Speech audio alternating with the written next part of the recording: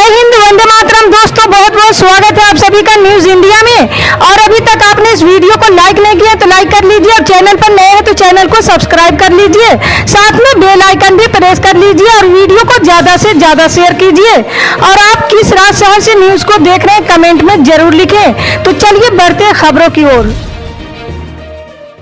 जी हाँ, आपको बता दें कि संसद के मानसून सत्र में लोकसभा की कार्यवाही को लेकर जारी गतिरोध सोमवार को खत्म हो गया है। सदन की कार्यवाही आज 2 बार स्थगित होने के बाद लोकसभा अध्यक्ष ओम बिरला की पहल पर 4 कांग्रेस सांसदों को निलंबन वापस ले लिया गया। स्पीकर ने विपक्षी सांसदों को हिदायत दी है कि वे पोस्टर लेकर सदन में न आए। गतिरोध खत्म होने के बाद लोकसभा में इस समय महंगाई के मुद्दे पर चर्चा चल रही है। इस दौरान मूल्य वृद्धि के मुद्दे पर विपक्षी सांसदों ने सरकार पर जमकर निशाना साधा। चर्चा की शुरुआत में कांग्रेस सांसद मनीष तिवारी ने कहा कि देश में पिछले 14 महीने से महंगाई दर दहाई अंक में ये 30 साल में सबसे ज्यादा उपभोक्ता खाद्य मूल्य सूचकांक आसमान छू रहा है। चावल, दही, पनीर और पेंसिल और शार्पनर जैसी दैनिक उपयोग की चीजों पर भी जीएसटी बढ़ा है।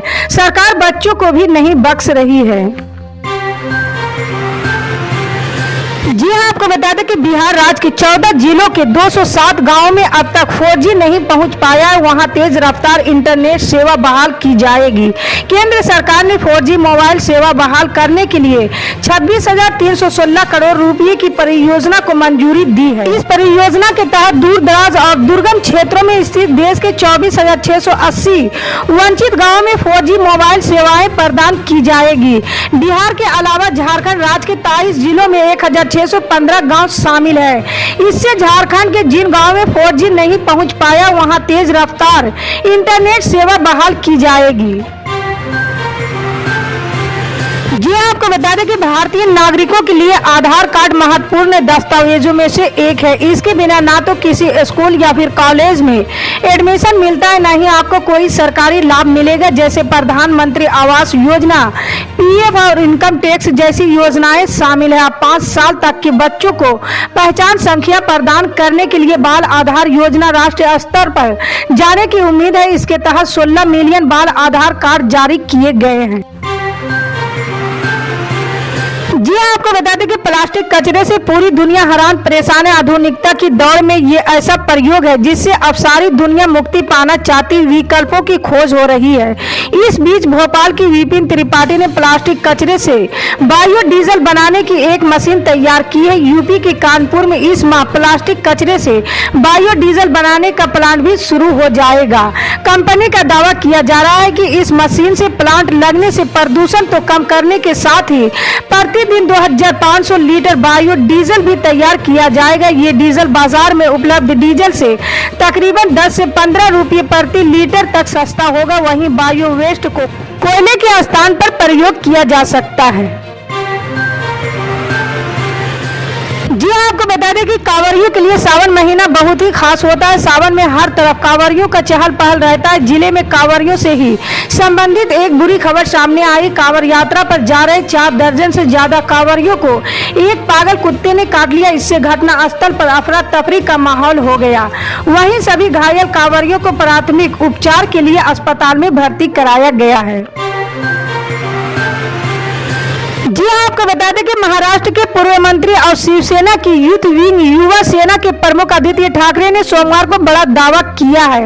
उन्होंने दावा करते हुए कहा कि जल्द ही महाराष्ट्र के एकनाथ शिंदे के नेतृत्व वाली सरकार गिर जाएगी। कोकण क्षेत्र की 4 दिवसीय यात्रा के दौरान आदित्य ने सोमवार को कहा कि राज्य में विश्वासघात को कभी बर्दाश्त नहीं किया जाता, इसलिए एकनाथ शिंदे के नेतृत्व वाली सरकार निश्चित रूप से गिर जाएगी। जी आपको बता दें कि आम आदमी पार्टी के संयोजक और दिल्ली के मुख्यमंत्री अरविंद केजरीवाल ने सोमवार को गुजरात के सौराष्ट्र में रोजगार गारंटी का वादा करते हुए कहा कि राज्य में उनकी पार्टी की सरकार बनती है तो सभी युवाओं को नौकरी दी जाएगी। जब तक नौकरी नहीं दी जाएगी 3000 रुपये मासिक भत्ता दिया जाएगा। इस दौरान उन्होंने रेवड़ी बांटने के आरोपियों का जवाब देते हुए पलटवार किया और कहा कि इस मुद्दे पर जनपद संग्रह करा लिया जाए, जनता से पूछ लिया जाए कि उन्हें मुफ्त शिक्षा इलाज मिलनी चाहिए या नहीं। जी हां, आपको बता दें कि लगातार 5वें महीने जीएसटी के कलेक्शन से जुड़ी अच्छी खबर सामने आई। वित्त मंत्रालय द्वारा जारी किए गए रिपोर्ट में जुलाई महीने के जीएसटी कलेक्शन का खुलासा किया गया। रिपोर्ट की माने तो जुलाई के महीने में सरकार ने 1,48,995 करोड़ रुपए का कलेक्शन किया था पिछले साल से। अगर इसकी तुलना की जाए तो 28% ज्यादा है। सरकारी रिकॉर्ड की माने तो पिछले साल जुलाई के महीने में सरकार ने 1,16,393 करोड़ रुपए का कलेक्शन किया था। जी हां, आपको बता दें कि भारत में मंकी पॉक्स दिनों दिन डरावना होते जा रहे हैं, जहां आज इस बीमारी से पहली मौत दर्ज की गई है।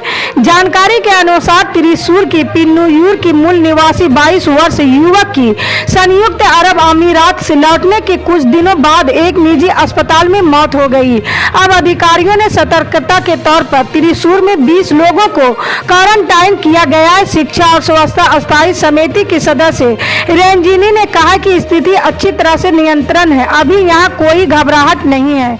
उस व्यक्ति के परिवार के सदस्यों और कुछ दोस्तों सहित केवल 10 लोगों के साथ सीधा संपर्क था, जिसके बाद अब तक 20 लोगों को क्वारंटाइन कर दिया गया है। जी हां, आपको बता दें कि यूपी की पीलीभीत लोकसभा सीट से सांसद वरुण गांधी ने एक बार फिर अपने ही पार्टी की सरकार पर प्रहार कर दिया है।